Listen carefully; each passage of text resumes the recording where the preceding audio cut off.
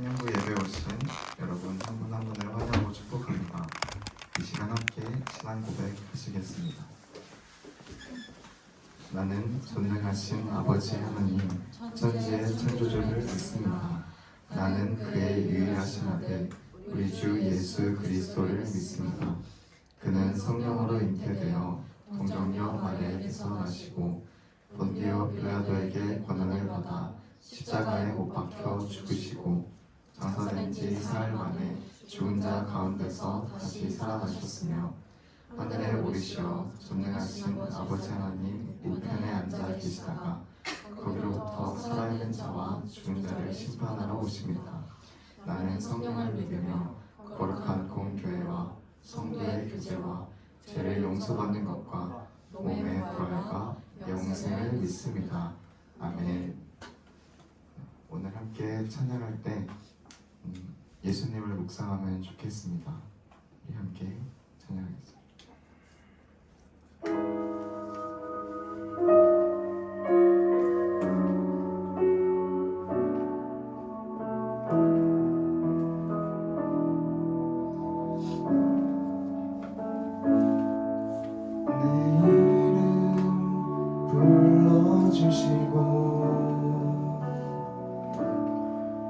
내 삶의 주인 되시는 내 맘에 노래 되시는 그는 크신 나의 예수님 내 이름 불러주시고 내 이름 불러주시고 삶의 주인 되시는 내 맘에 노래 되시는 그는 크신 나의 예수님 삶의 무게가 내 맘을 누르고 버팀이 없는 시간을 지날 때 예수만 의지하는 삶 되기 원하네 주는 뜨네 주님 시선을 거두지 않는 삶 주의 은혜로 감당케 하시네 예수로 사는 인생 책임져 주시니 주께 맡기네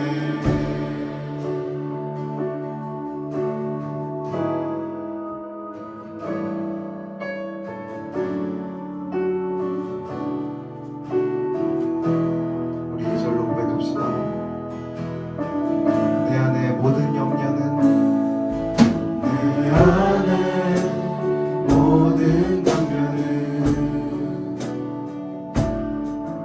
절실한 기도들이라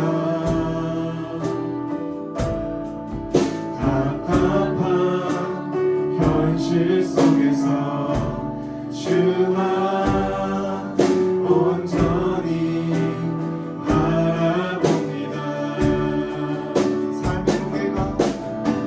삶의 무게가 내 맘을 들고 버팀이 없는 시간을 지날 때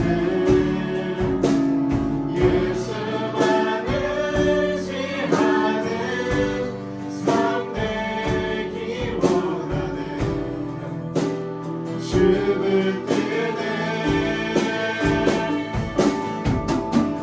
주님 시선을 거두지 않은 삶 주의 은혜로 감당케 하시네 예수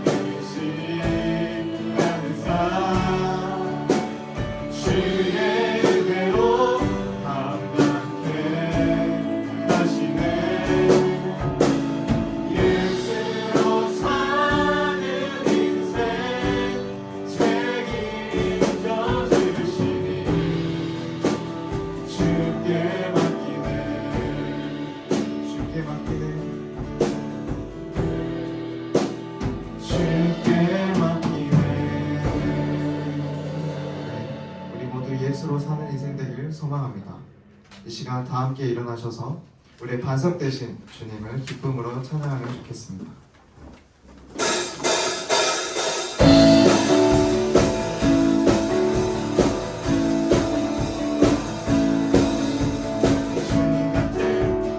반석은 없도다. 찬양받기 합당하신 이름, 변치 않으시는 구원의 반석, 신실하시고 진실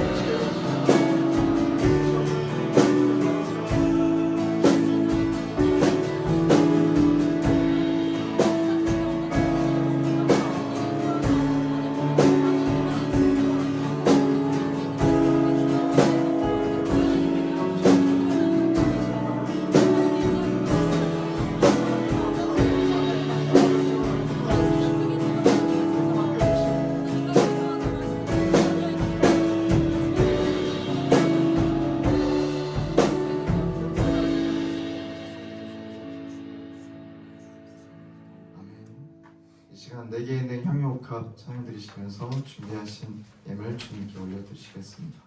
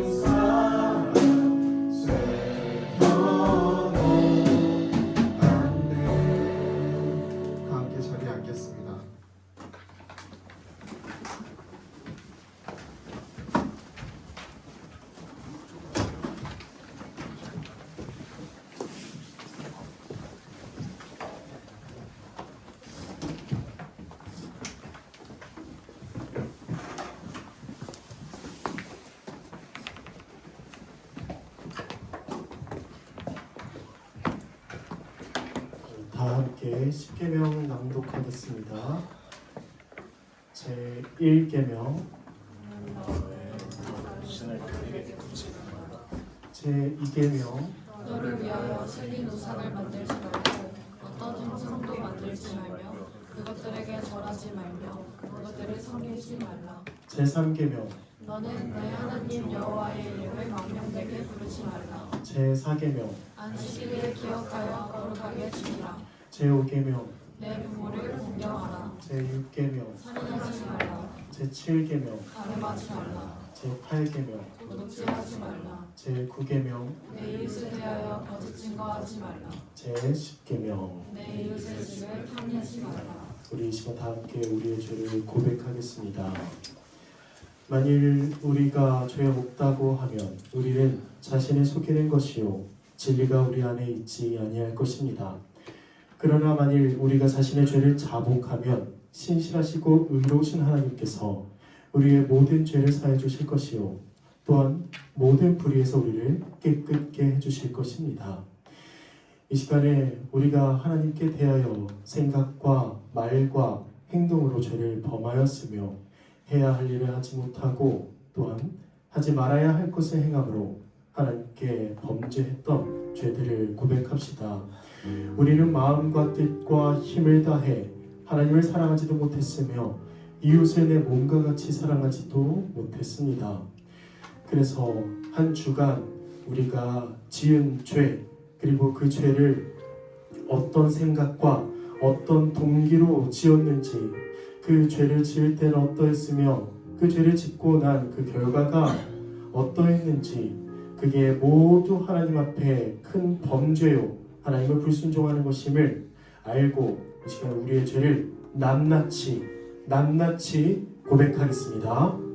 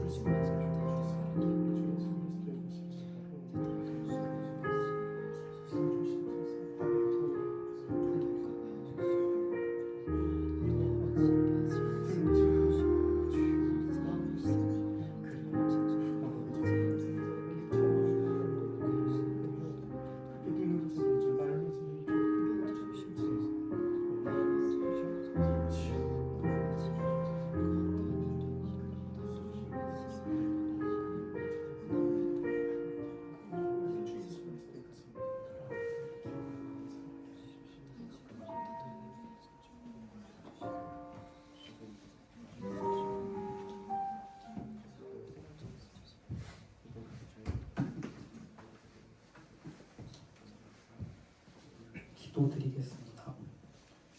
사랑의 하나님, 오늘 이 시간 함께 모여 예배하게 하심을 감사합니다.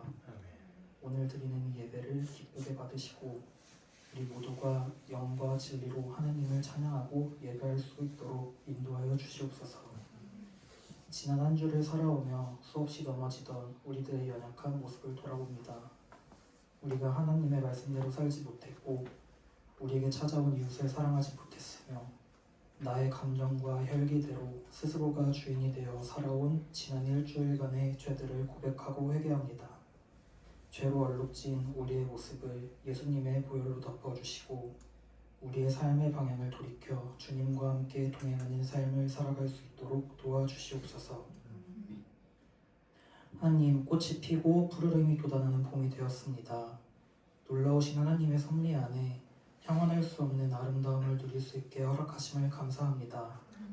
하나님이 만드신 아름다운 이 땅에 살아가는 주의 자녀들에게 복음을 전하게 하시고 우리 모두가 한 몸이 되어 하나님의 나라를 만들어갈 수 있도록 인도하여 주시옵소서. 하나님, 대한민국을 위해 기도합니다. 전쟁과 빈곤으로 쓰러져가던 대한민국, 원조를 받고 선교사님들의 피와 눈물로 교회가 세워진 이 땅 대한민국이 이제는 원조를 하고 선교사를 파송하여 하나님의 말씀을 전하는 나라가 되게 하시니 감사합니다. 말씀과 기도로 세워진 이 나라 대한민국을 하나님의 뜻대로 통치하시고 나라를 이끄는 위정자들이 오직 주님의 뜻대로 일하게 하옵소서. 하나님께서 사랑하시는 이 나라와 민족이 서로를 미워하고 분열하는 것이 아니라 사랑의 마음으로 땅끝까지 복음을 전하고 하나님께 쓰임받는 나라가 되게 하여 주시옵소서. 하나님, 동북교회와 동북교회 청년부를 위해 기도합니다. 주님께서 세우신 동북교회가 하나님의 계획을 이루어가는 교회가 되게 하시고 성도 각자에게 주신 은사대로 서로를 섬기고 사랑하며 한 몸을 이루게 하옵소서. 우리 교회와 우리 청년부만이 잘 살아가는 것이 아니라 세상의 연약한 자들과 이웃을 사랑하고 부족한 것들을 채워줄 수 있는 청지기의 역할을 다하게 하시고 세상의 빛과 소금이 되어 살아갈 수 있도록 하옵소서. 하나님, 이 시간 사도신경 말씀을 배웁니다. 말씀을 전하시는 조홍희 전도사님과 함께 하시고 성령 충만하게 하셔서 주님의 말씀을 선포하게 하시고 청년들이 스스로의 생각이 아닌 살아있는 말씀 그대로를 받아들이게 하시고 아멘으로 화답하게 하옵소서. 말씀을 채가는 악한 영이 틈타지 않게 하시고 말씀의 씨앗을 잘 심어 우리의 삶 속에 30배, 60배, 100배의 열매를 맺을 수 있도록 인도하여 주시옵소서. 조홍희 전도사님과 부장 집사님, 임원들, 찬양팀을 비롯한 이 예배를 준비하는 모든 손길을 축복해 주시고 이 자리에 나온 모든 청년들에게 은혜를 더해 주시고 함께하지 못한 청년들에게도 동일한 은혜를 부어 주시옵소서.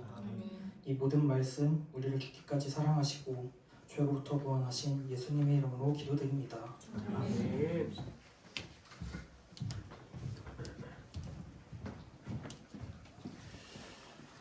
여기 기쁜 소식이 있습니다. 우리가 아직 죄인 되었을 때에 주님께서 우리를 위해 죽으심으로 우리를 향한 하나님의 사랑을 확증하셨습니다. 예수 그리스도의 이름으로 우리는 용서받았습니다. 아멘. 할렐루야. 예. 빵빵이 없나요? 혹시 뭐 이렇게 들어오는 게 없나요? 죄 용서받았는데 얼마나 큰 기쁨입니까? 네. 자, 이 시간에 우리가 다 함께 성도의 인사를 나누겠습니다. 그래서 다 같이 일어나셔서 인사 나누면 좋겠는데 제가 이렇게 항상 매주 보면은 자매들은 자매들, 형제들은 형제들 이렇게 있더라고요. 그래서 좀 섞였으면 좋겠어요. 이렇게 인사하고 평소에 인사를 잘 나누지 못하는 우리 지체들이 있다면 같이 가서 인사 나누시기를 바랍니다. 예, 우리 유원이가 왔네요. 우리 다 함께 일어나서 인사하겠습니다.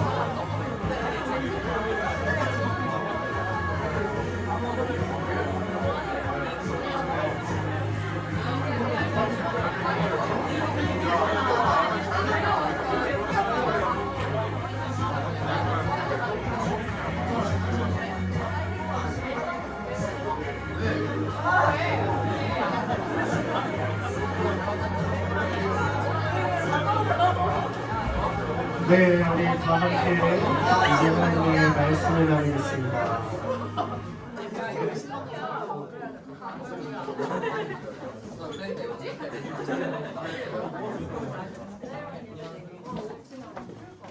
자, 우리 오늘 우리에게 주신 하나님의 말씀을 함께 나누겠습니다.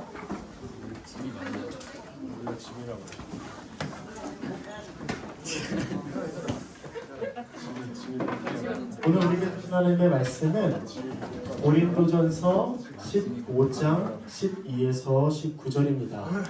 15장 12에서 19절 성경책 가져오신 분들은 잘 펴주세요.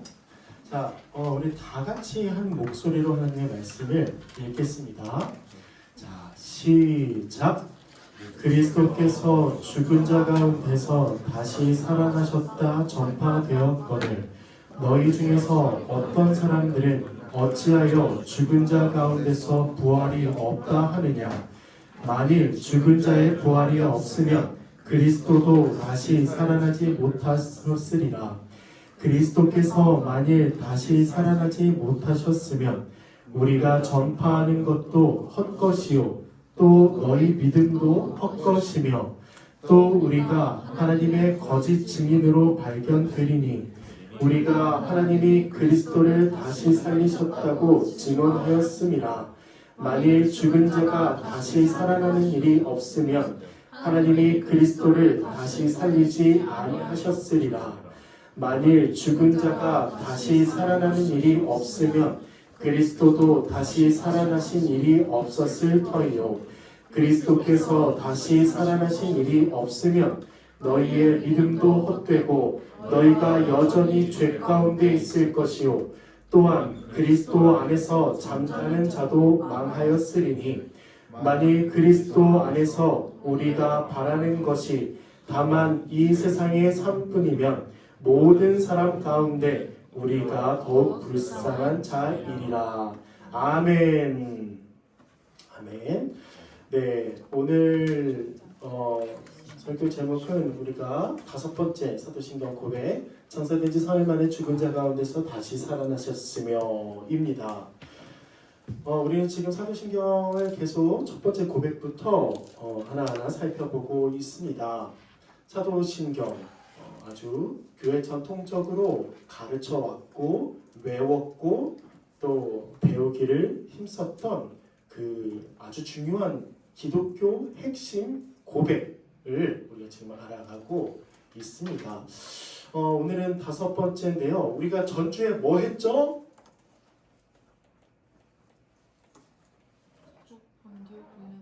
맞습니다. 본디오 빌라도에게 고난을 받으사 십자가에 못 박혀 죽으시고를 했고, 그 예수님 지금 죽고 계신가요? 2000년이 지났는데 아니요. 너무 놀라운 소식은 예수님께서 사흘 만에 다시 살아나셨어요. 여러분 이거 아셨나요? 아멘. 오늘은 이에 대해서 좀 나눠보도록 하겠습니다. 자, 첫 번째 부활의 실제에 대해서 나눠보겠습니다. 우리 여름 수련회 때 배웠죠. 세상과 교회에 대해서 말이죠. 거기서 기억나실 겁니다. 이 계몽주의부터 포스트 모더니즘에 이르기까지 점차 이성을 중시하더니 결국 누구에게나 보편타당한 사실이라는 권위를 지니는 게 뭐라고 했죠? 두 글자입니다. 기억 히읗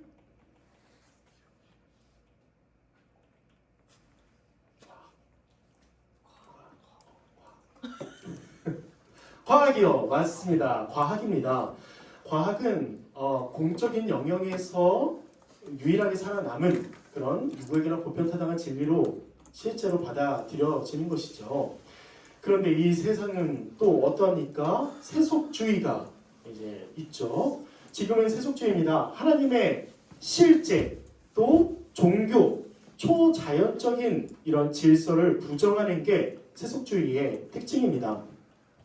그래서 뭐라고 하냐면 실제 I로 실제란 오직 이 자연 세계만을 의미한다고 주장함으로써 과학적 자연주의를 외치는 게 현대의 이 사조, 풍조이죠. 그래서 뭐라고 하냐면 초자연적인 세계를 부정하는 이 시대의 사람들은, 지금의 시대 사람들은 부활이라는 초자연적 이 사건을 부정하고 부활이 사실이 아니다. 이렇게 결론을 짓습니다. 또 부활에 대해서 교회 안에서 부활에 대해서 뭐라고 얘기하냐면 설교자가 아니라 각자 생각하기를 예수님의 부활은 역사적 사실이 아니다. 그런데 나는 역사적 사실이 아니더라도 믿을 수 있다. 이렇게 얘기를 합니다. 그러니까 부활은 역사적 사건은 아니지만 초대 기독교인들의 경험 혹은 생각 속에 있는 어떤 실제라고 주장을 합니다. 그러니까 이렇게 얘기해요. 예수님의 실제 역사적 부활을 믿지 않고 이 부활을 어떻게 정의하냐면 초자연적인 세계의 일이니까 너무 이해가 안 가니까 그래서 이성으로 생각하게 되어서 하는 말은 신앙 안에서 그냥 예수 그리스도를 만난다면 바로 그것이 그리스도의 부활이다. 이렇게 얘기합니다. 이해되시나요, 여러분? 역사적 사실이 아니라는 거예요. 그들도 믿지 않는다는 겁니다. 심지어 교회를 다닌다고 하는 사람들도 말이죠. 예수를 믿는다고 하면서, 예수님을 믿는다고 하면서 역사적 부활에 대해서 진지하게 생각하지 않는 사람은 이런 식의 신앙 안에서의 예수님과의 만남을 중요시 여깁니다. 그래서 내가 예수님을 믿으면 예수님이 내 안에서 부활하셨다. 막 이런 식으로 되게 어물쩡거리고 뭔가 추상적인 이런 얘기들을 하죠. 이걸 실제 사건으로 믿고 그 부활이라는 그 사실의 바탕 위에 있는 신앙이 아니라 부활이라는 의미, 그 의미를 기초로 한 영적 교훈을 받을 수 있다고 생각을 합니다. 믿기 어려운 부활을 배제하고 기독교를 심리적 안정감을 주거나 혹은 이 생에서 어떤 문제를 해결하는 것으로 그렇게 기독교를 정의하고 그렇게 기독교를 믿습니다. 이는 참된 믿음이 아니죠. 부활을 믿지 않고서도 무엇인가 유익한 것을 얻을 수 있다? 부활을 믿지 않는데 기독교의 핵심이 예수 그리스도의 부활인데 이거 믿지 않는다고요? 기독교가 아닙니다. 부활이 그러면 거짓입니까? 여러분들은 어떻게 생각하세요? 부활이 진짜 실제라고 믿으시나요? 네, 손 안 드셔도 돼요. 네, 안 믿는다고 손 안 드셔도 됩니다. 이시를 짓고 안 하셔도 되고 오늘로써 이제 예수님의 부활을 꼭 믿으시기를 바랍니다. 예수 그리스도의 역사적 부활을 믿지 않는다면 기독교의 모든 것이 헛됩니다. 어떠한 유익도 없다는 것이죠. 역사적 부활이 만약에 거짓이라면 성경도, 복음도, 복음 전파자도, 신자의 믿음도, 우리가 하나님으로부터 의롭다함을 받은 것도, 또 하나님이 우리와 함께 있다는 믿음도, 부활을 소망하며 죽은 모든 자도 다 헛됩니다. 기독교는 제자들에 의해서 퍼져나갔죠. 그렇다면 이 부활이 거짓이라면 이 제자들은 다 정신 이상자들입니까? 거짓으로 성경을 기록한 자들이겠습니까?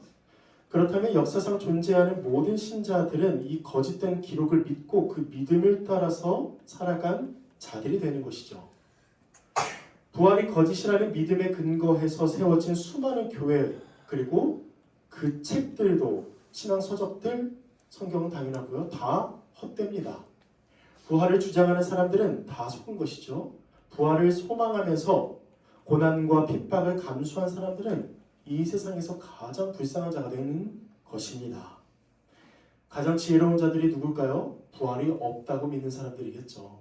그렇게 된다면 그걸 이미 알고 기독교에서 그 영적 교훈만을 얻기 위해 거짓으로 믿는 척하는 사람들은 아주 지혜로운 자들일 것입니다. 그렇다면 여러분, 정말로 부활이 거짓말입니까? 부활이 일어나지 않았는데 그냥 제자들이 꾸몄던지 아니면은 그 당시에 어떠한 현상으로 인해서 어떠한 인과관계를 통해서 부활이 있었다라고 지금까지 지속되어 왔던 것일까요? 근데 그 부활이 거짓말일까요? 당연히 아니죠. 부활은 실제합니다. 부활은 실제 일어난 역사적 사실입니다.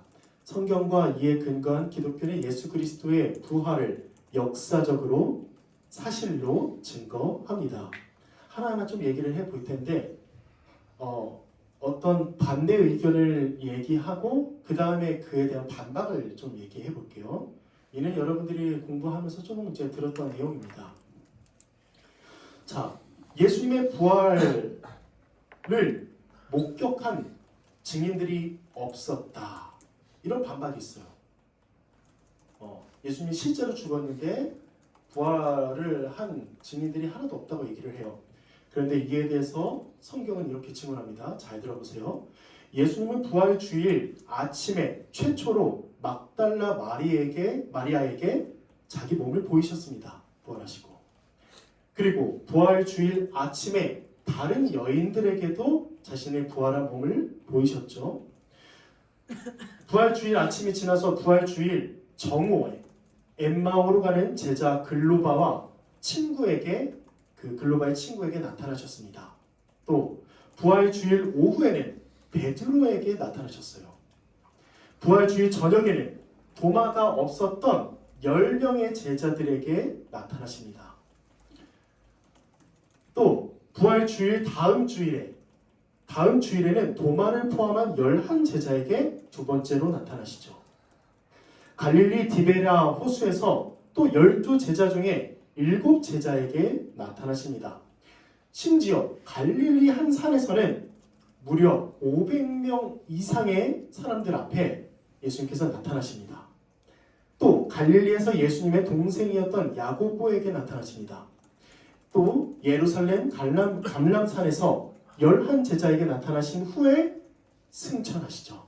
거기에 있던 이 제자들이 그 승천을 바라보았습니다.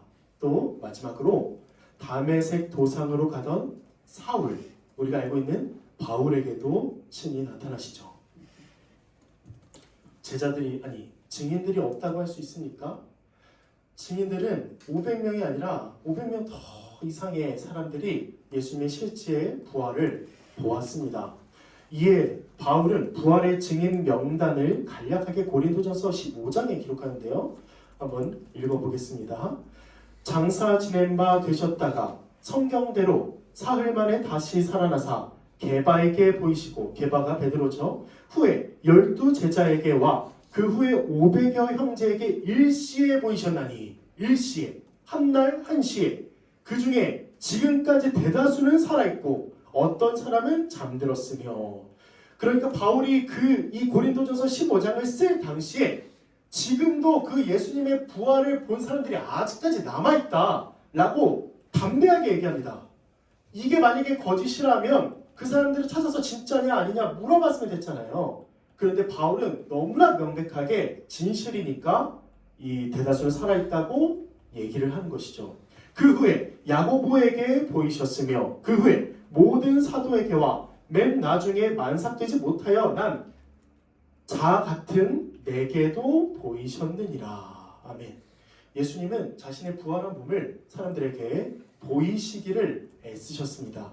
많은 사람들에게 자신이 정말 부활했다는 걸 다 드러내 보이셨던 것이죠.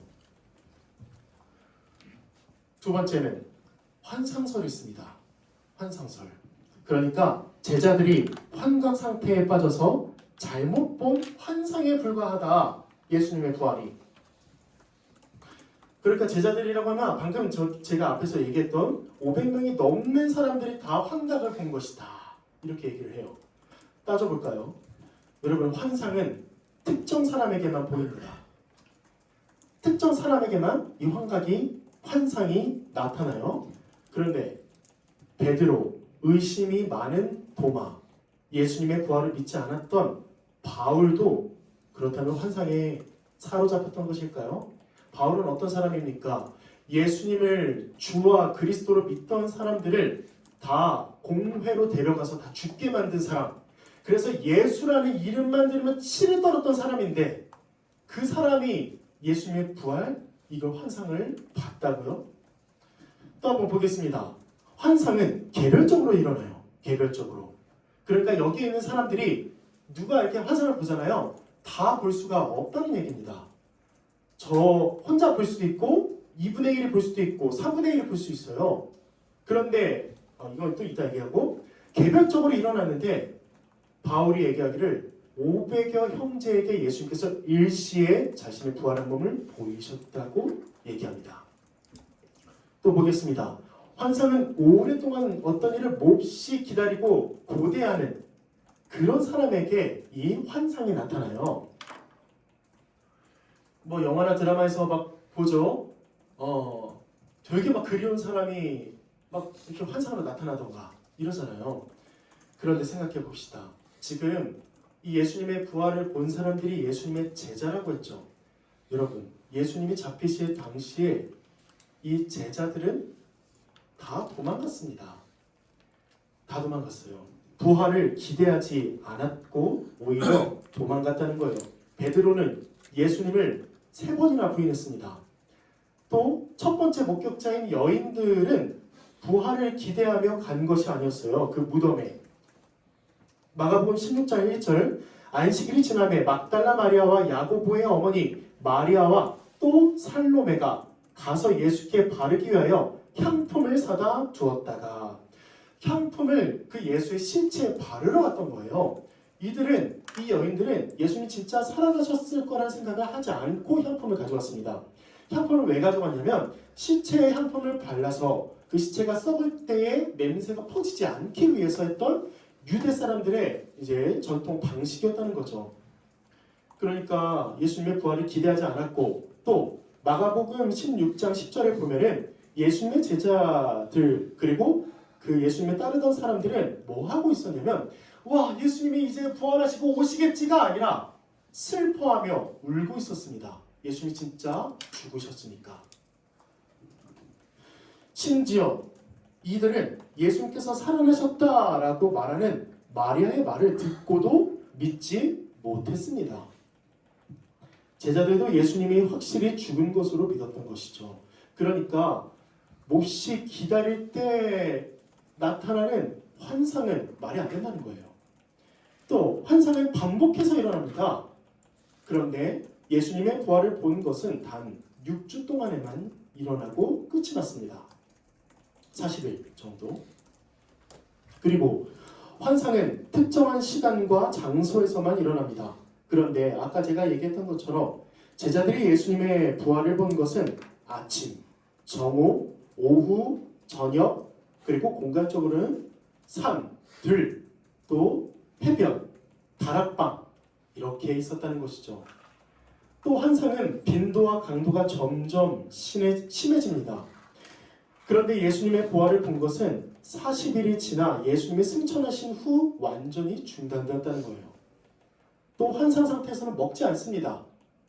그런데 예수님의 제자들은 부활하신 예수님과 함께 2번이나 식사를 했죠. 또 환상 상태에서는 대화를 나누지 않습니다. 그런데 11 제자들은 무려 예수님과 40일 동안 함께 지내면서 대화를 나누었다는 거예요. 마지막으로 환상 상태에서는 물질적인 접촉이 일어나지 않습니다. 그런데 예수님의 제자들은 부활하신 예수님을 만지기도 했다는 거예요. 네, 그리고 이제 예수님은 그 물고기를 잡수시기도 했죠. 일부러 자신이 환상이 아니라 진짜 육체로 부활했음을 알려주시기 위해서. 기절설도 있습니다. 기절설. 이거 아주 기가 막힙니다. 기절설은. 그러니까 예수님이 모진 채찍에 맞아서 살점이 뜯겨나가고 손과 발에 못이 박히고 십자가에 들어 올려지고 또 창으로 옆구리를 찔리시기까지 했지만 예수님은 죽은 게 아니라 기절했던 거였다. 실제로 진짜 죽은 게 아니라 잠깐 기절한 거다. 이렇게 얘기를 합니다. 그런데 반쯤 죽은 상태로 몰래, 그래서 예수님이 몰래 무덤을 빠져나와서 다 죽어가는 상태에서 막 다리 절면서 막 피 막 흘러나오면서 제자들에게 갔다고 칩시다. 그러면 예수님의 죽음을 슬퍼했던 제자들이 그 옆구리에 피가 첩철 막 흘러 넘치고 막 눈탱이 밤탱이 되고 이런 예수님, 그래서 죽어가고 고통에 막 몸부림치는 그 예수님을 보면서 이렇게 얘기했을까요? 와, 예수님 하나님의 아들이시오. 저도 예수님처럼 부활하겠습니다. 사망을 정복하신 이신 예수님입니다. 예수님이 진짜 생명이십니다. 라고 얘기할까요? 죽어가는 예수님을 보면서 기뻐하고 존경하고 예수님을 경배했을까요? 아니요. 그러지 않았을 겁니다. 다 죽어갔는데 사기당했다고 생각하지 않을까요? 3년 동안.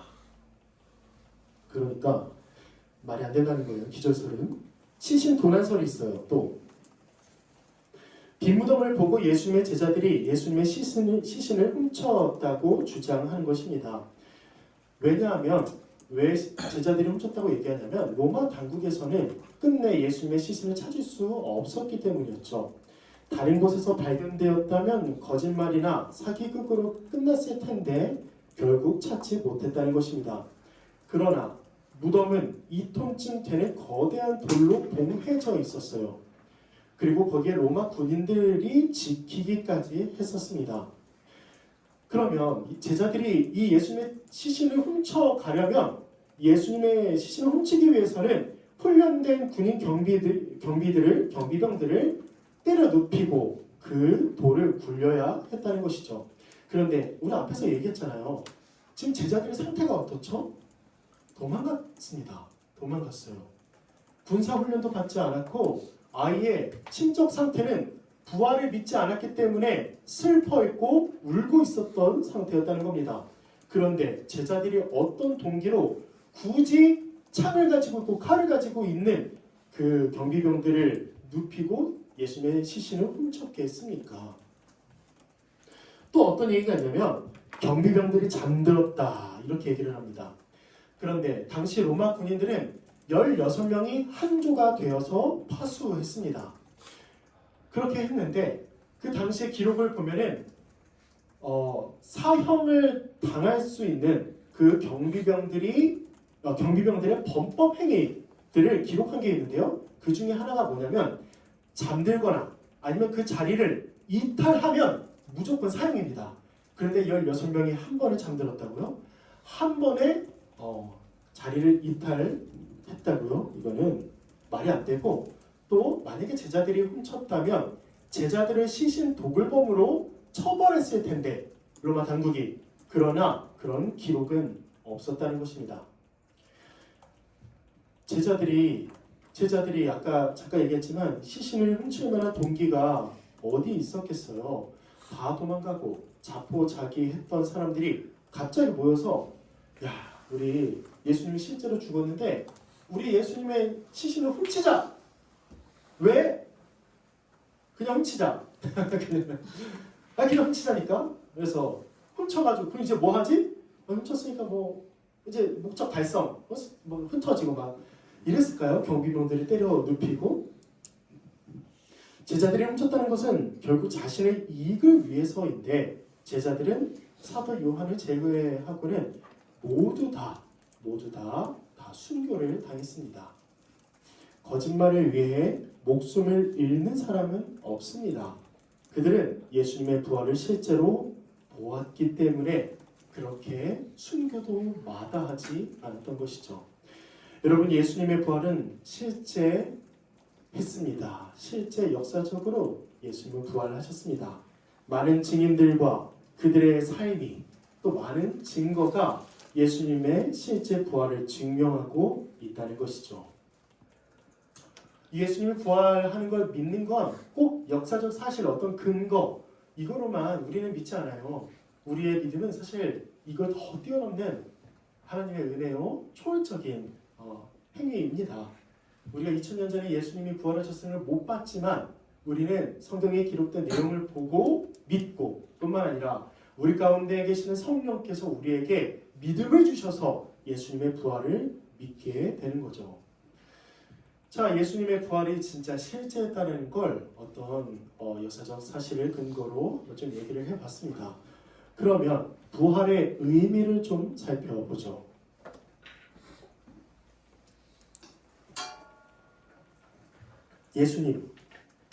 예수님의 부활은 첫 번째, 우리의 중생을 보증합니다. 자, 한번 얘기해 볼게요. 믿음은 신자를 예수 그리스도와 연합하게 하죠. 예수님을 믿으면 성령께서 그리스도와 우리를 합하게 하십니다. 그래서 누구든지 예수님을 믿는 자, 그래서 세례를 받는 자는 그리스도로 옷을 입습니다. 우리가 예수 그리스도와 연합하여 그리스도 안에 있다는 거죠. 그렇다면 우리는 예수 그리스도 안에서 어떤 존재입니까? 바로 신자는 그리스도 안에서 부활 생명에 참여한 자고, 그리스도 안에서 다시 새롭게 새로 태어난 자입니다. 이게 바로 중생이라고 하죠. 베드로전서 1장 3절을 보겠습니다. 우리 주 예수 그리스도의 아버지 하나님을 찬송하리로다. 그의 많으신 긍휼대로 예수 그리스도를 죽은 자 가운데서 부활하게 하심으로 말미암아 어떤 일이 일어나냐? 우리를 거듭나게 하사 산 소망이 있게 하시며, 우리는 예수 그리스도 안에서 산 소망을 가지고 그리스도 안에서 거듭난 자입니다. 다시 태어난 자라는 거예요. 옛사람에서 새사람으로 완전히 거듭난 자가 바로 그리스도의 부활을 믿고 그리스도 안에서 살아가는 우리 교회라는 것입니다. 로마서 6장 4에서 5절을 볼게요. 우리말 성경으로 적어봤습니다.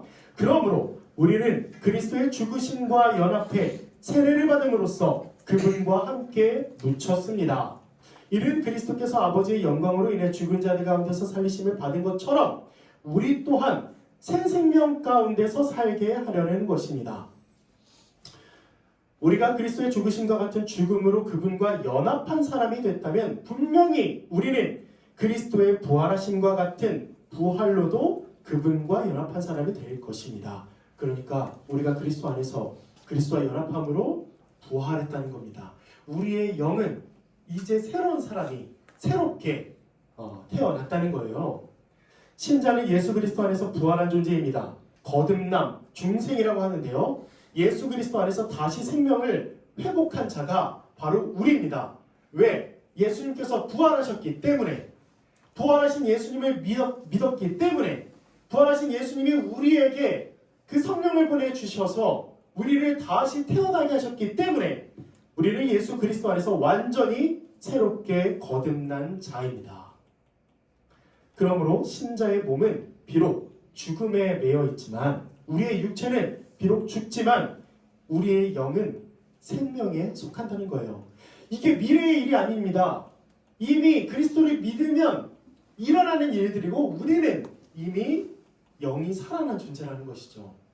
로마서 8장 10절입니다. 또 그리스도께서 너희 안에 계시면 몸은 죄로 말미암아 죽은 것이나 영은 의로 말미암아 살아있는 것이니라. 아멘.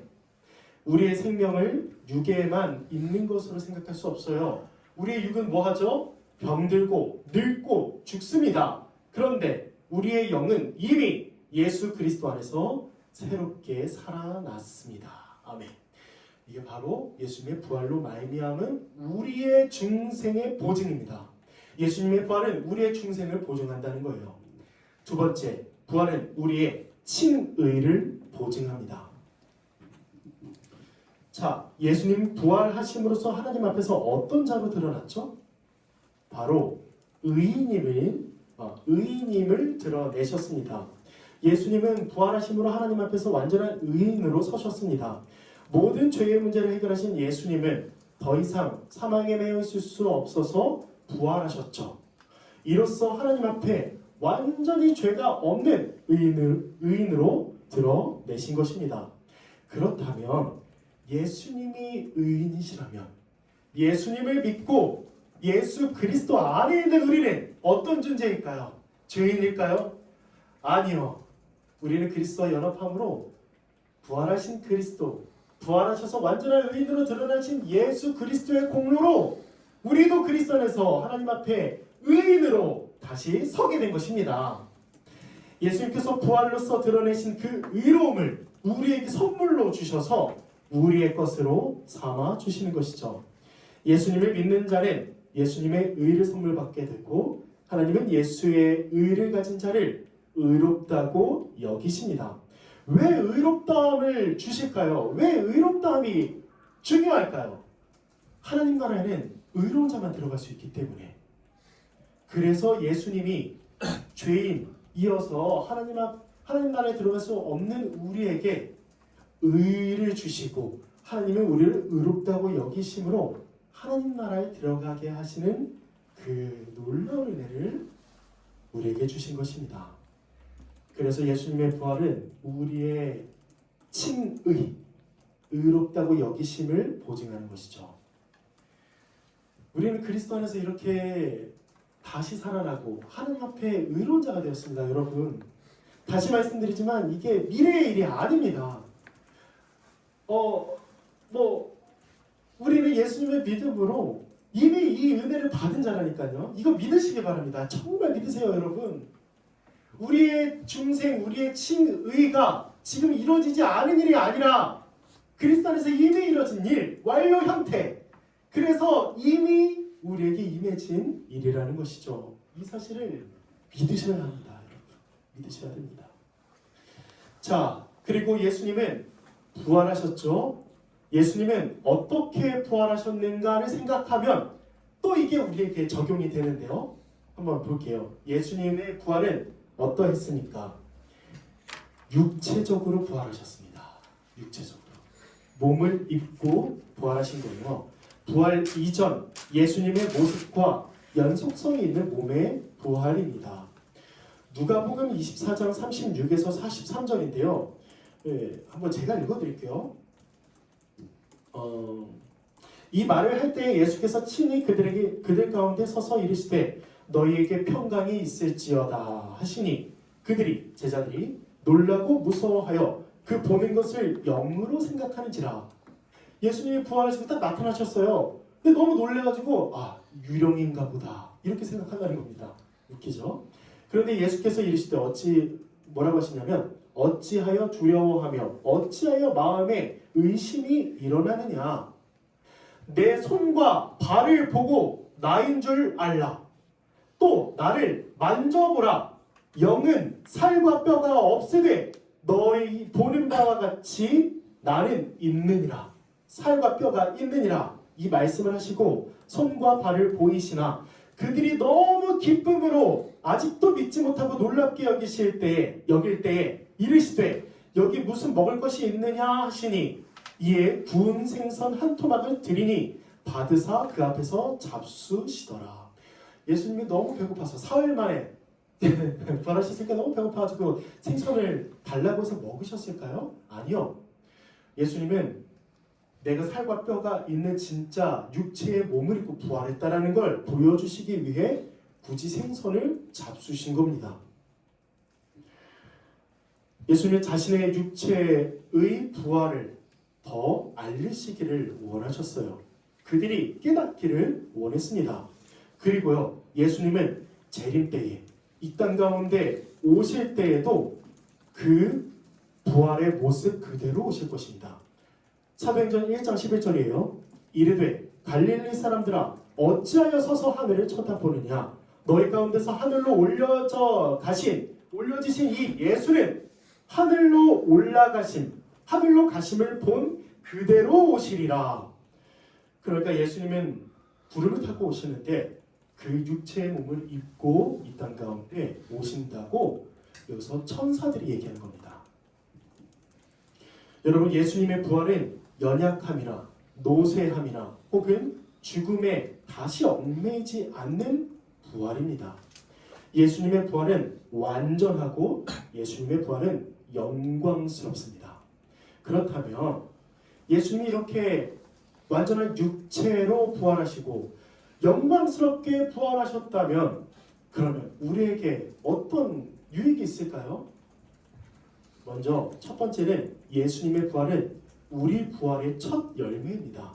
그러니까 첫 열매란 뭐냐면 수학의 첫 번째 것을 보면은 이제 그 뒤에 추수할 것들이 어떠한지를 안다라는 의미를 가진 어떤 단어예요. 첫 열매. 그런데 예수님께서 우리의 첫 열매가 되셨습니다. 어떤 의미일까요?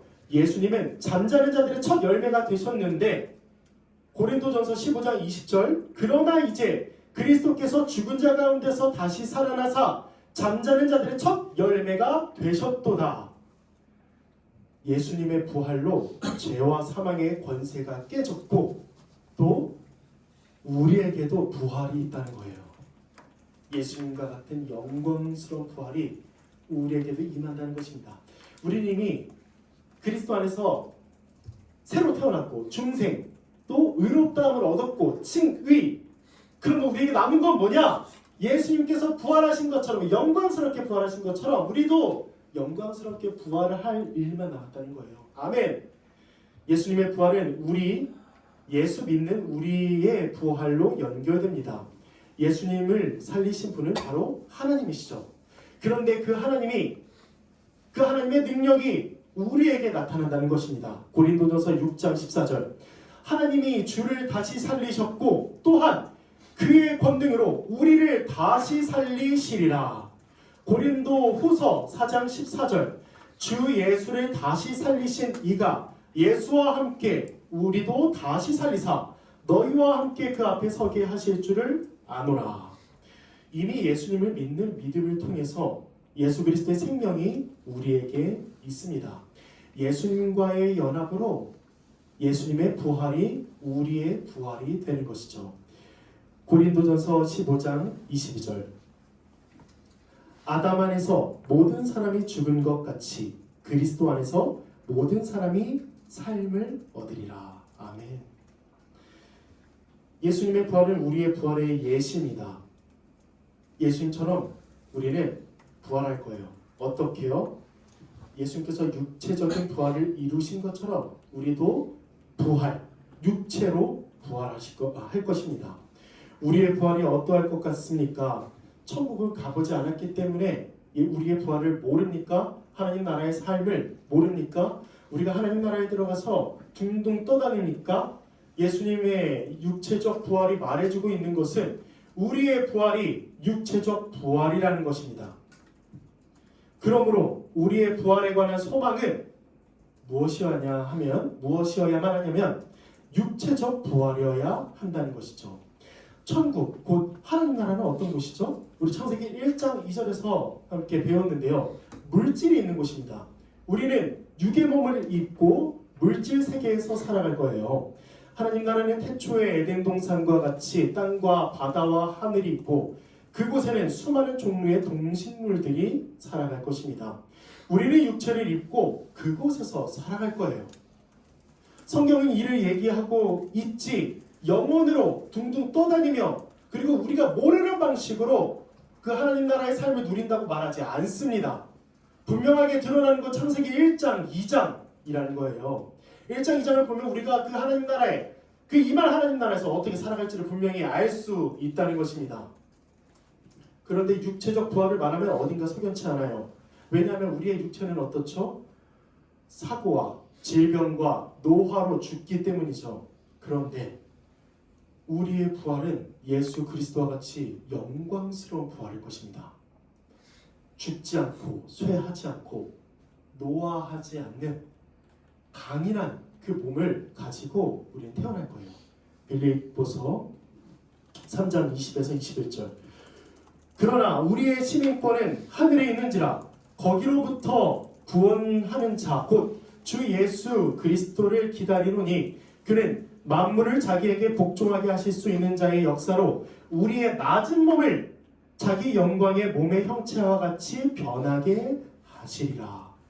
우리의 몸은 예수님과 같이 영광스럽게 변할 거예요. 또 고린도전서 15장 42에서 44절 죽은 자의 부활도 그와 같으니 썩을 것으로 심고 썩지 아니할 것으로 다시 살아나며 욕된 것으로 심고 영광스러운 것으로 다시 살아나며 약한 것으로 심고 강한 것으로 다시 살아나며 육의 몸으로 심고 신령한 몸으로 다시 살아나나니 육의 몸이 있은즉 또 영의 몸도 있느니라. 우리의 부활의 몸은 썩지 않을 거예요. 아멘. 영광스러운 몸일 겁니다. 강합니다. 또 영적인 몸이라는 겁니다. 영적인 몸이 말하는 것은 하나님의 영, 성령의 다스림을 받는 그 몸을 얘기하는 거예요. 불멸하고 모든 비참한 상태에서 자유롭고 찬란한 하늘의 영광과 힘과 생명과 거룩함을 지닌 그런 몸을 의미하는데 우리가 이런 몸으로 다시 태어날 것입니다. 부활할 것입니다. 아우구스티누스는 이렇게 말했어요. 한번 들어보세요. 사도가 부활 시에 우리가 지니게 될 몸이 신령한 몸이라고 말씀한다고 해서 그것이 육체가 전혀 없이 순전히 영적이기만 할 것이라는 식으로 상상해서는 안 된다. 그는 그 몸을 가리켜 신령한 몸이라고 부르는데 이는 전적으로 성령께 굴복해 있고 또한 썩어짐과 사망에서 해방된 상태에 있는 것이다. 우리는 이렇게 부활할 겁니다. 여러분 믿으십니까? 우리 이렇게 부활할 거예요. 이미 그리스도 안에서 부활했고 우리의 육체적 완전한 부활, 영광스러운 부활은 예수님의 재림 때에 다 이루어질 겁니다. 소망이 되시나요, 여러분? 소망하시길 바래요. 기쁘신가요? 기쁘시길 바래요. 하나님의 약속은 결코 끊어지지 않을 거예요. 하나님이 우리에게 약속하신 바, 그 마지막 날의 부활을 하나님께서 분명히 이루실 겁니다. 영광스러운 부활. 그래서 하나님 나라에 들으시고 그 하나님 나라에서 하나님께서 주시는 복과 안식을 완전히 누리면서 살아갈 거예요. 기쁘지 않으신가요? 너무 기쁩니다. 적용을 한번 해보죠. 부활을 부정하는 사조에 맞서서 우리는 부활을 믿읍시다. 부활이 없다 하는 자들은 하나님의 초월성을 믿지 않는 자들이에요. 교회 안에서도 부활을 믿지 않거나 부활 딱히 부정하지는 않아 정도를 생각하면서도 적극적으로 믿지 않으며 삶에 있어 부활을 깊이 생각하지 않고 묵상하지 않는 때도 있습니다. 내 이웃을 사랑하라. 왼쪽 뺨도 맞으면 오른쪽 뺨도 돌려대라 라고 하는 이런 어떤 도덕적, 윤리적인 그냥 이런 교훈만 취하고 이건 좋은 메시지니까. 그런데 예수님의 부활에 대한 성경의 주장은 구석으로 밀어넣고 생각하지 않는다는 것입니다. 친구나 지인이, 교회 안 다니는 친구나 지인이 묻습니다. 야 교회는 부활을 믿는데 이렇게까지 안 하겠죠. 잘 모르니까. 예수님의 부활을 믿어? 라고 하면 은근히 자신은 아닌 것처럼 자신은 그런 비이성적인 생각을 하지 않는 자처럼 그런 일에 나는 포함되지 않는 것처럼 나는 예수님의 부활을 믿어가 아니라 기독교는 예수님의 부활을 믿어 라고 돌려서 말하는 거, 이게 한번 생각해 봤으면 좋겠어요. 내가 믿습니까? 아니면 기독교가 믿는 겁니까? 예수님의 부활을 내가 믿는 거 아니에요? 그 부활을 전적으로 부정하고 또 대항하는 그 사조에 우리는 맞서 싸워서 우리는 예수님의 부활을, 예수님의 역사적 부활을 믿는다고, 실제한다고, 많은 증인과 증거가 있다고 믿어야 하는 것이죠. 예수님의 역사적 부활의 강력한 증거는 예수님의 부활을 본 제자들의 삶이라고 저는 생각을 해요. 여기서 저는 가장 크게 와닿았었는데, 그들이 예수님의 부활을 보지 않았더라면, 그렇게 예수님이 진짜 죽었고 그 제자들이 예수님의 시체를 훔쳐갔지 않았더라도 예수님의 부활이 진짜가 아니었다면 그 제자들이 참수형을 당하고 톱으로 몸이 썰리고 익살을 당하고 사자우리에 던져지는 고난을 자처하지 않았을 것입니다. 그렇게 죽으면서도 그들은 얘기했을 거예요. 제가 이제 하나님을 뵙습니다. 마지막 날에 저는 부활할 것입니다. 하나님, 저를 받아주소서 라면서 외치면서 찬송을 부르지 않았을 것입니다. 우리는 부활을 부끄러워하고 관심도 없고 예수님의 부활을 전하지 않습니까? 아니면 예수님의 부활을 전적으로 신뢰하고 나의 삶을 그 부활하신 예수 그리스도께, 또 나의 부활을 위한 삶에 맡깁니까? 우리가 예수 그리스도를 믿는다고 할 때에 그의 부활도 믿는 것입니다. 우리 부활을 믿어야 돼요. 예수 그리스도의 부활을 믿읍시다. 그러면 내가 예수님의 부활을 믿고 있는지 아닌지는 어떻게 드러날까요? 그의 합당한 삶의 유무에서 드러날 것입니다. 무슨 말이냐면, 예수님의 부활을 믿는 자의 합당한 삶은 어떠하죠? 부활을 기다리는 삶입니다. 우리의 시민권은 이 땅에 있는 게 아니라 하늘에 있음을 믿고 이 땅에서 정착민이 아니라 유목민처럼 나그네로 살아가는 것이 바로 부활을 기다리는 삶이에요. 이 땅에서 잘나고 성공하고 유명해지고 부유해지는데 나의 삶에 전부를 걸지 않을 것이에요. 오히려 가난한 자와 함께 있기를 환난 가운데 있는 자와 함께 있고 그들을 섬기고 사랑하는 데에 예수님과 같이 목숨을 다할 겁니다. 공부하고 일하고 돈을 버는 모든 목적이 오로지 자신과 혹은 자신의 가족들의 안위만을 위한 게 아니라 지금의 삶은 주님께서 주신 귀한 삶이긴 하지만 이 땅에서의 삶은 잠깐의 삶이고 나의 본향은, 나의 시민권은 하늘에 있음을, 영원한 하나님 나라에 있기 때문에 우리는 이 땅 가운데서 환난 가운데 있는 자들을 돕고 사랑하고 또 그들에게 복음을 전할 것입니다. 교회는 현재 그리스도 안에서 이미 부활한 자입니다. 그리고 또 마지막 날에 분명하게 부활할 거예요. 그렇다면 그리스도 안에서 이미 부활한 자로서 거룩한 삶을 살아갈 것이고 그 삶 가운데 예수님의 오심과 완성될 하나님 나라를 간절히 바라며 비용 계산을 할 것입니다. 세상 사람들에게도 천국이라는 개념이 있어요. 그런데 그런 개념은 흐릿해요. 사랑하는 사람이나 동물이 죽으면 흔히 이렇게 위로해요. 하늘에서 편하게 지낼 거예요. 지금이면. 이렇게 얘기를 합니다. 그러나 이것이 성경이 말하는 하나님 나라도 아니거니와 또 미래의 부활이 확실히 보장받은 자로서의 이 땅에서의 거룩한 삶은 없다는 걸 우리는 알 수 있습니다. 고린도전서 15장 32에서 34절에 이렇게 말씀합니다.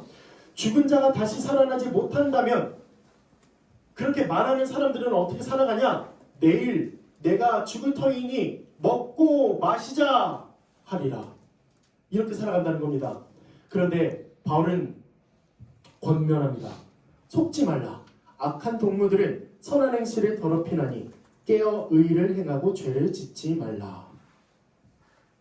마음대로 실컷 다른 사람 욕하고 미워하고 피해주면서 그렇게 죄 지으며 살아가면서 마지막에는 죽은 다음에 천국에 들어가 편히 산다고요? 우리가 흔히 생각해도 일반 윤리에도 맞지 않는 얘기고 기독교적으로 생각할 때는 하나님의 공의로운 측면에서도 이거는 말이 안 되는 얘기입니다. 그러나 교회는 이미 그리스도를 믿고 그리스도 안에서 새로운 존재로 태어난 자로서 새로운 삶에 걸맞는 거룩한 삶을 이 땅 가운데에서 살아내고 현세에서 살아내고 내세에서는 구원이 너무나 확실한 자이기 때문에 이 땅에서 잘 살아보려고 목숨을 걸지 않습니다.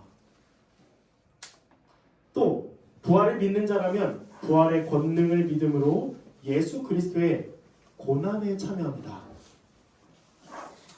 예수 그리스도의 죽으심을 본받는 거죠. 로마서 8장 17절입니다. 자녀이면 또한 상속자 곧 하나님의 상속자요 그리스도와 함께한 상속자니 우리가 그와 함께 영광을 받기 위하여 고난도 함께 받아야 할 것이니라. 아멘. 우리는 그 찬란한 경이로움 그리고 완전한 부활의 몸을 입어 구원을 얻을 것입니다. 그런데 그러한 완벽한 날, 새 하늘과 새 땅이 이르기 전에 우리는 이 땅 가운데서 어떻게 살아가냐면 고난을 받으며 살아갑니다. 고난에 참여하면서 살아가는 것이죠. 누구의 고난? 예수님의 고난에 참여하면서 살아갑니다. 그 고난은 수고하는 삶이에요. 평생에 수고하는 삶입니다. 그 고난에 그러니까 그 수고하는 삶에는 고난이 있고 고난은 수고하는 삶인데 예수님을 믿음으로 당하는 고난이 있습니다. 예수님이 죄인들을 위하여 하늘 영광을 버리고 이 땅에 오셔서 고난당하신 것처럼 교회도 고난을 당합니다. 고난이 없다거나 고난을 피하면서 참된 신자다라고 말하는 것은 모두 다 거짓말이죠. 자기 편의에 의해서 살아가는 자들, 자기 편의에 의해서 입맛대로 말씀을 바꾸고 번복하고 그렇게 해서 자기 기준대로 살아가는 자들은 고난을 받지 않습니다. 참된 믿음이 없는 것이죠. 제가 확실히 말씀드립니다. 아니, 성경은 확실히 증언합니다. 예수님을 믿으면 고난에 당합니다.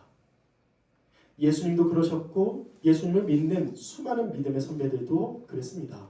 수십만 명이 목이 달아나고 또 화형을 당하고 참수형을 당하고 능지처참을 당하고 다 이렇게 죽으셨어요. 그 기독교가 이제 다시 살아오면서 살아내면서 목숨을 바치는 큰 고난이 아니더라도 우리의 삶에서 크고 작은 고난을 우리는 당합니다. 그리고 그 수고하는 삶에는 포기가 있습니다. 천국의 상급을 기대하는 주의 백성은 하나님의 사명인 사랑하고 복음을 전하고 교회를 세우는 일에 방해가 되는 것들을 다 포기합니다. 하나님의 사명을 하나님 나라를 이루는 일을 내 삶에 더 중요한 가치로 두고 포기하기를 거리끼지 않죠. 포기하기를 담대히 합니다. 그리스도인의 삶은 어쩌면 포기의 연속입니다. 내려놓음, 이거 이제 어떤 스님이 얘기했던 거지만 그리스도의 삶은 다는 아니더라도 혹은 다 나의 목숨까지도 포기하는 삶이라는 것이죠. 가졌는데 또 가지는 삶이 아니라 다른 사람에게 주고 다른 사람을 섬기고 다른 사람을 사랑하는 일을 위해 포기하는 일을 멈추지 않습니다. 왜요? 우리 부활을 소망하기 때문에 우리에게 그 완전한 부활이 있기 때문에 이 땅 가운데서의 그 썩어질 것들에 가치를 두지 않는 것이죠. 그리고 희생합니다. 그러다 보면 자연스럽게 희생하게 되죠. 희생이 없는 사랑은 없고 희생 없이 교회가 세워지지 않으며 희생이 없이 하나님의 나라가 확장되지 못합니다. 우리가 이미 받은 은혜와 우리가 받을 은혜인 부활과 구원의 완성을 생각하면서 우리는 이 땅 가운데서 어떻게 살아가죠? 고난을 자처하고 희생을 자처하면서 살아갑니다. 말씀을 좀 맞춰 보겠습니다. 여러분 정말 마지막 날에 이 날 그 영광스러운 부활을 꿈꾸시나요? 그 영광스러운 부활이 우리에게 분명히 있을 거라는 걸 믿으시나요?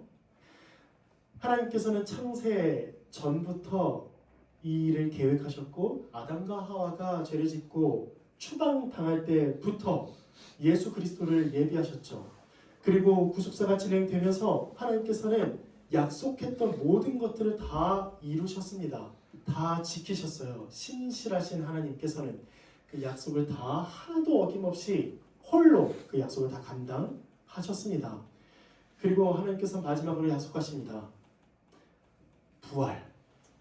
우리가 하나님 나라의 육체적인 부활을 입고 그 몸을 입고 들어갈 것을 하나님은 말씀하셨고 이제 이것만 남았는데 여러분 앞에 건 다 믿는데 이걸 안 믿으시겠어요? 아니요. 믿으셔야죠. 믿으셔야죠. 마지막 날에 우리 여기 다 볼 텐데 우리 여기 지체들 사랑하는 지체들을 다 볼 거예요. 그래서 수고했다. 그래서 악수하고 아까 우리 성도의 교제 나눈 것처럼 인사 나눈 것처럼 안아주고 수고했다. 이제 하나님 나라에 다 같이 손잡고 들어가자. 이러면서 하나님 나라에 들어가지 않을까요? 부활을 꿈꾸시길 바랍니다. 부활을 기대하시기를 바랍니다. 예수님의 부활이 우리의 부활의 보증인데 예수님의 부활을 계속 묵상하고 또 우리가 부활할 것을 믿으며 살아가시기를 바랍니다. 그렇게 부활을 믿는다면 이 땅 가운데서 우리는 포기와 희생과 고난을 자처하고 그러면서 자기 자신을 내어주고 다른 사람을 더 온전케 하고 또 예수님의 몸된 교회를 더 세우며 그렇게 살아가는 삶이 가능해질 거예요. 예수님의 부활을 믿지 않는다면 자기 것, 나의 것 놓고 쥐고 또 주지 않으려는 이런 거룩하지 않은 삶이 있을 것입니다. 그러나 부활을 소망하는 사람들은, 부활을 믿는 사람들은 내어주고 사랑하고 섬길 거예요. 그게 바로 고난에 자처하는 교회의 삶입니다. 바울은 원래는 예수님을 믿는 자들, 이 교회를 공회에 잡아다가 죽이는 역할을 했습니다. 그리고 예수님을 만난 다음에 삶이 완전히 변했어요. 과거 자신이 그 그리스도인들을 핍박했던 것처럼 박해했던 것처럼 바울도 박해를 받았습니다. 똑같이 또 고난을 당했죠.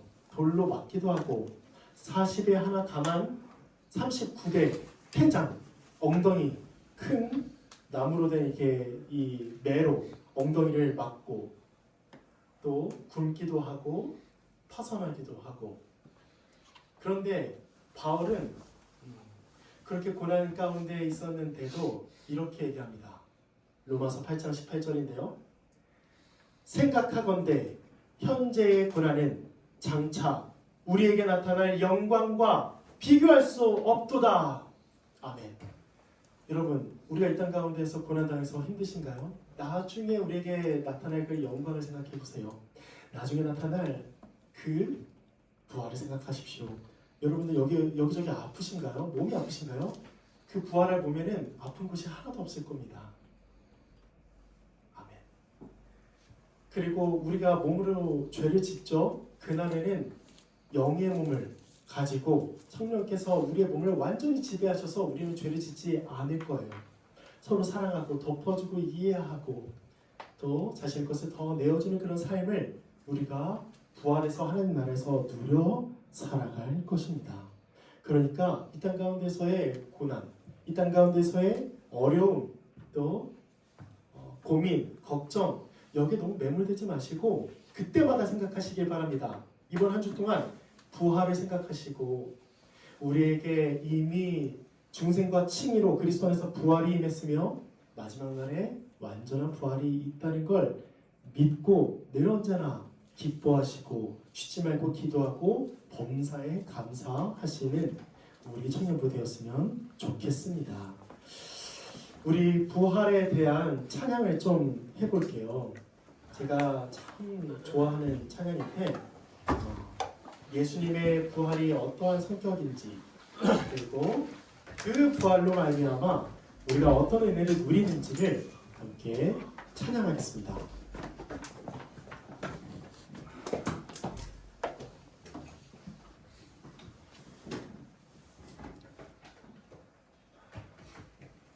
찬양 가사가 진짜 은혜로워요.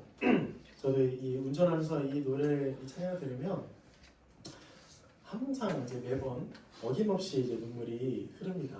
그 은혜가 너무 커서 함께 찬양하겠습니다.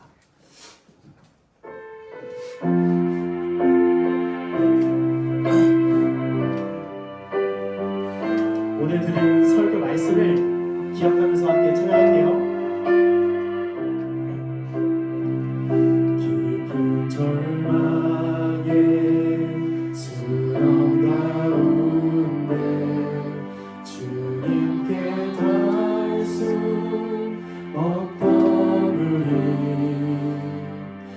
어두운 밤 중에 하늘을 향해 주의 이름 나 부를 때 어둠을 뚫고 오신 주 사랑 나의 절망 거두셨네 주님의 공로 다 이루셨네 주 예수 나의 산소망 그 누가 주의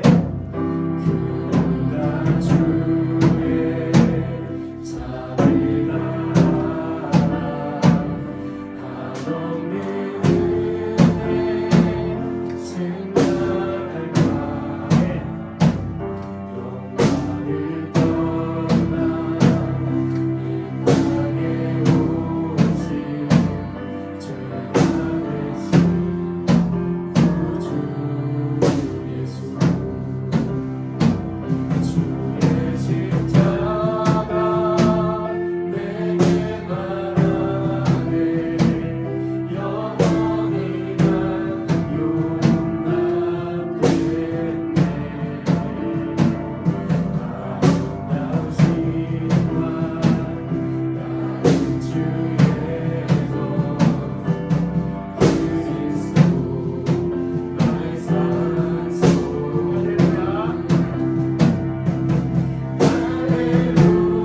할렐루야 주를 찬양하여라 할렐루야 자유케 하셨도다 죄의 저주 끊으신 주께 구원이 또다 주 예수 나의 산소망 할렐루야 주를 찬양하여라 할렐루야 자유케 하셨도다 죄의 저주 끊으신 주께 구원이 또다 주 예수 나의 산소망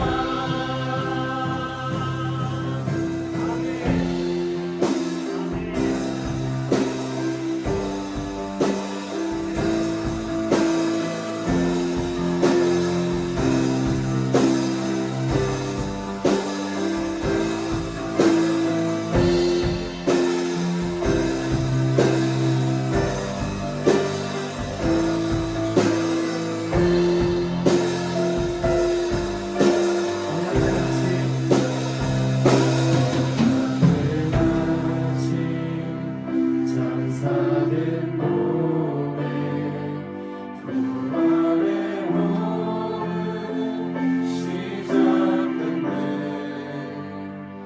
유다의 사자 위엄찬 선포 사망이 무너졌도다 이제 사망을 무덤이 너를 우리를 주장할 수 없네 유다의 사자 위엄찬 보여 사랑이 무너져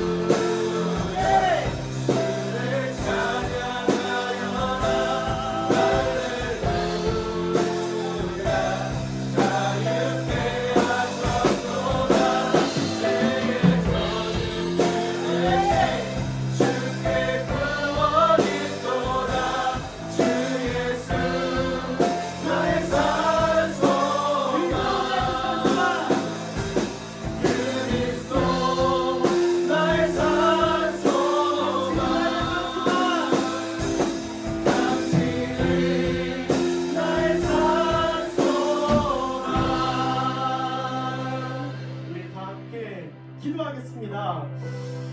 예수님의 부활로 우리가 살아났습니다. 예수님의 부활로 우리가 하나님 앞에 의로운 자로 다시 살아났습니다. 예수님의 부활은 우리의 영적 부활, 육적 부활을 보증합니다. 우리는 예수님의 영광스럽게 부활하신 것처럼 우리도 마지막 날에 비록 몸은 죽으나 우리의 영이 살아난 것처럼 우리의 영도 또 우리의 육도 다 부활할 것입니다.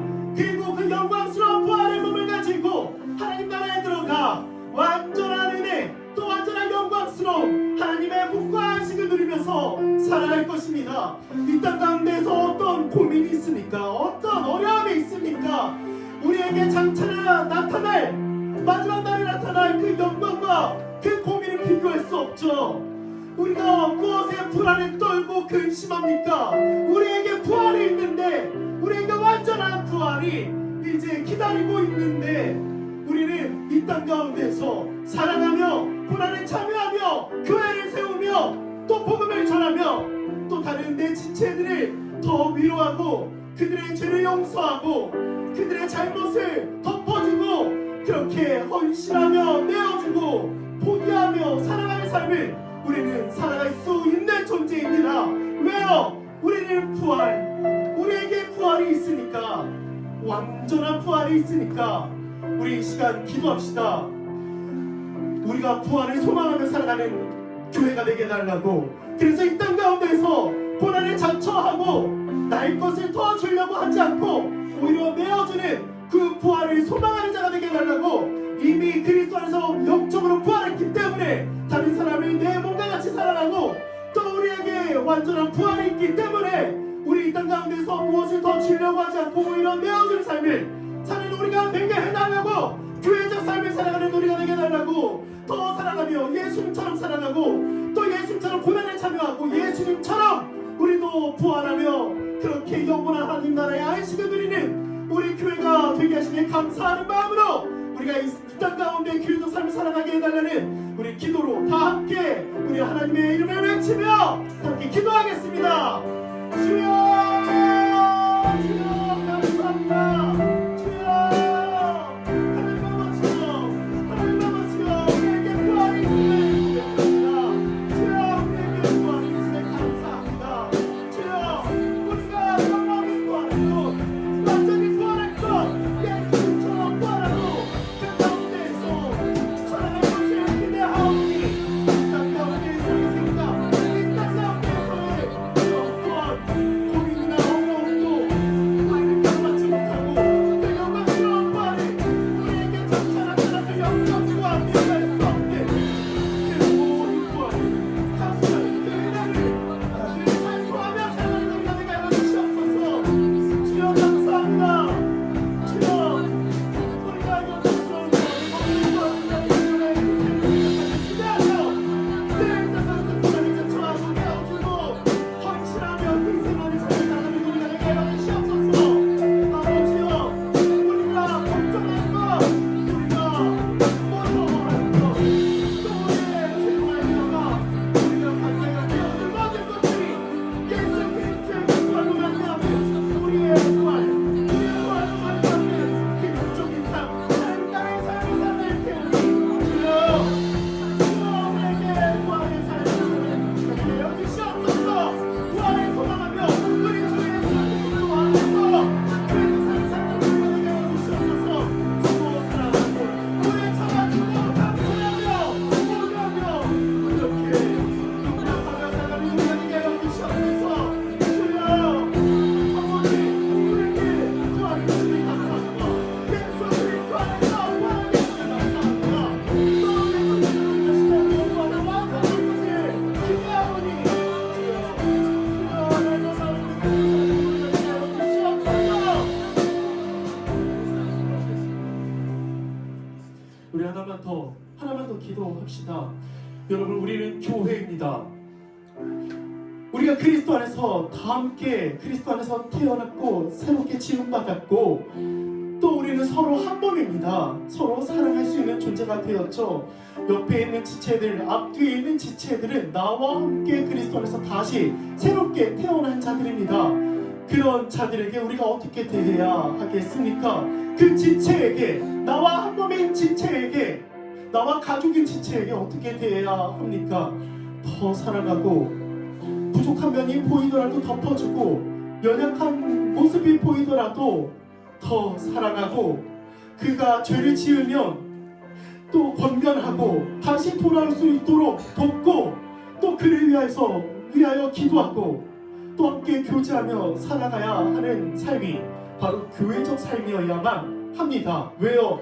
우리는 그리스도 안에서 다 함께 한 몸으로 지음을 받았기 때문에, 한 몸으로 다시 새롭게 태어났기 때문에, 우리의 옛사람은 죽고 그리스도 안에서 우리가 다시 태어났기 때문에 이제 우리의 죄성으로 다른 사람을 피해주지 않고 다른 사람을 괴롭게 하지 않습니다.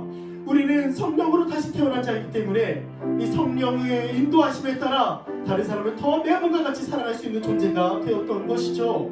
우리는 교회입니다.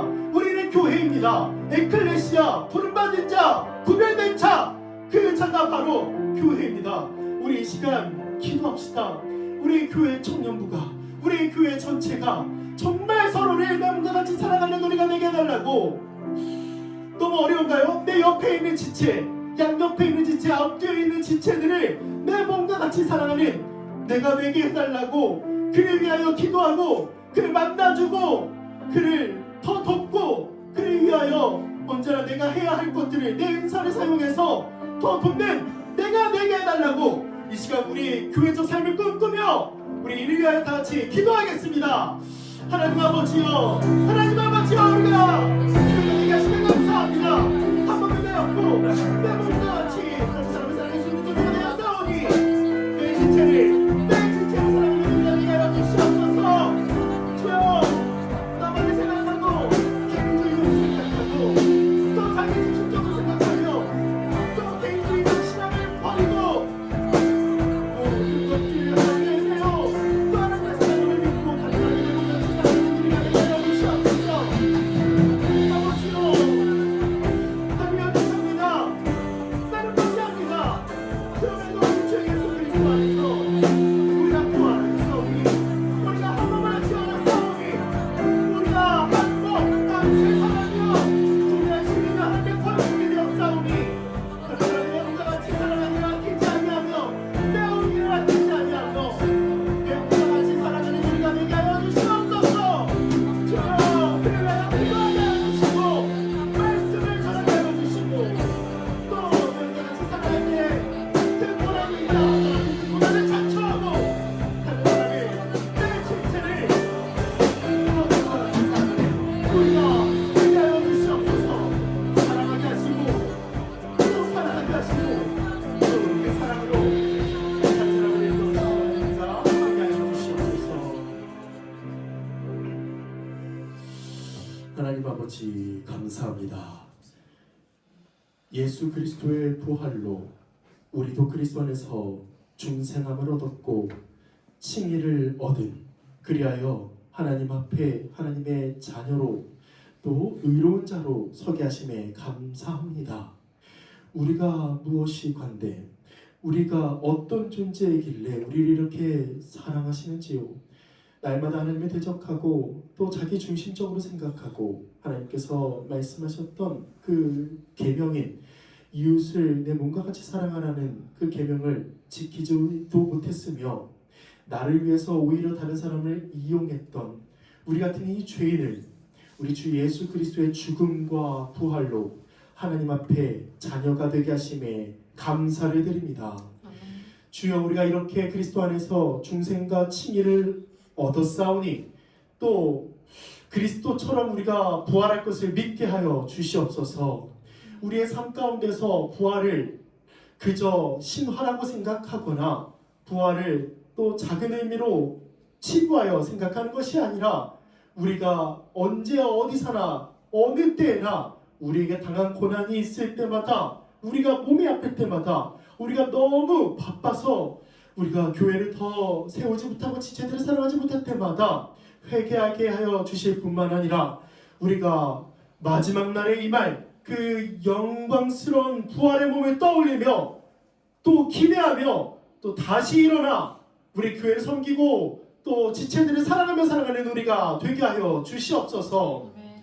부활의 몸, 영광스러운 부활의 육체적인 몸, 그 몸을 입고 하나님 나라에 들어가서 영원히 하나님과 교제하며 내 돕는 배필두가 함께 살아가는 날을 꿈꾸고 기대하게 하여 주시고, 이를 위하여 이 땅 가운데서 버리고 희생하고 고난에 오히려 자처하며, 그렇게 자처할 때마다 현재의 고난은 장차 우리에게 나타날 영광과 비교할 수 없도다 라고 했던 바울의 고백처럼 이 고백을 하며 우리가 믿음으로 기쁘게 헌신하고 내어주는 삶을 사는 우리가 되게 하여 주시옵소서.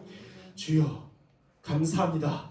우리에게 부활을 주심에 감사합니다. 부활을 꿈꾸게 하여 주심에 감사를 드립니다. 언제나 이 한 주간 우리 부활을 묵상하며 부활을 기대하며 오히려 우리를 더 낮추고 또 하나님만 드러내고 예수 그리스도만 드러내며 예수님처럼 다른 사람을 내 몸과 같이 사랑하는 우리 청년부 우리 모두가 되게 하여 주시옵소서.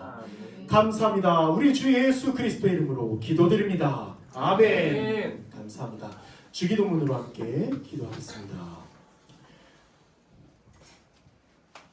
하늘에 계신 우리 아버지, 아버지의 이름을 거룩하게 하시며 아버지의 나라가 오게 하시며 아버지의 뜻이 하늘에서와 같이 땅에서도 이루어지게 하소서.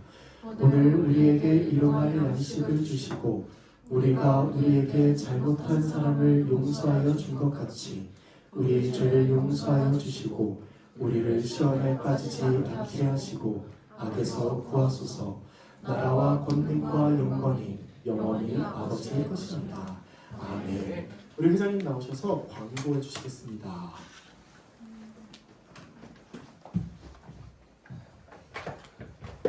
여러분 한 주간 잘 지내셨나요? 정말 따뜻한 한 주였는데 또 주말부터 이렇게 추워지고 내일 모레도 춥다고 합니다.